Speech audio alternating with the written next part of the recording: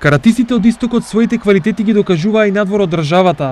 На меѓународниот турнир Ипон Куп 2018 кој се одржа во српскиот град Лесковац во организација на карате клубот Ипон, штипскиот карате клуб Партизан освои вкупно 11 медали. Со 2 сребра во борба и во кати, во сениорска конкуренција се закиди Тамара Доневска. Сребрени беа и Михаил Гицев и Павел Симонов. Преостанатите 5 мина беа бронзени, а со бронза се закитија и екипните состави на Партизан во машка и женска конкуренција.